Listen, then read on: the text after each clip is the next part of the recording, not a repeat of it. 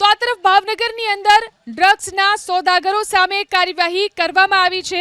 અહીં દરોડાની કાર્યવાહી કરવામાં આવી। ડ્રગ્સની હેરાફેરી જે રીતે કરવામાં આવે છે, ડ્રગ્સના સોદાગરો સામે ભાવનગરમાં કાર્યવાહી થઈ। ભરતનગર બે માળિયામાં ડ્રગ્સના સોદાગરોના અડ્ડા પર દરોડા પાડવામાં આવ્યા। આરોપી હરીફ બેલીમ 25 ગ્રામ ડ્રગ્સ સાથે પકડાયો। 2.5 લાખની કિંમતના 25 ગ્રામ ડ્રગ્સ સાથે આરોપીની ધરપકડ કરવામાં આવી। અમદાવાદના જુહાપુરામાંથી આરોપી ડ્રગ્સ લાવતો હોવાનો ખુલાસો થયો છે। ડ્રગ્સના સોદાગરો સાથે અન્ય કોણ સંડોવાયેલું છે તે દિશામાં પણ તપાસ શરૂ કરાઈ છે।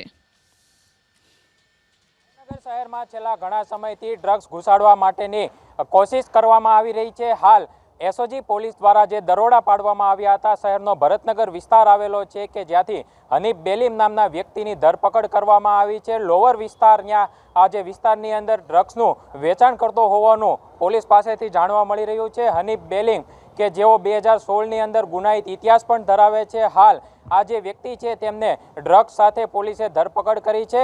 આજે બપોરના સમયે એસઓજી પોલીસ દ્વારા ભરતનગર બે માળિયા વિસ્તારની અંદર દરોડા પાડવામાં આવ્યા હતા। એ સમયે રંગે હાથ પકડી લેવામાં આવ્યો છે। જોકે આ જે વ્યક્તિનું કનેક્શન છે તે અમદાવાદ સુધીનું હોવાનું પોલીસ સૂત્રો પાસેથી જાણવા મળી રહ્યું છે। જોકે હાલ પોલીસ દ્વારા આ જે વ્યક્તિ છે તેમની પૂછપરછ ચલાવવામાં આવી રહી છે।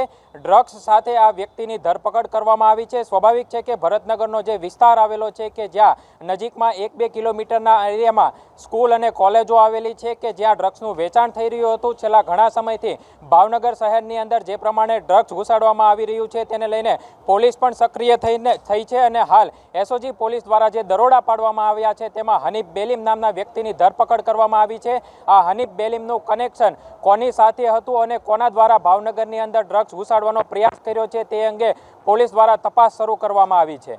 પાર્થ મજેઠિયા, એબીપી અસ્મિતા, ભાવનગર।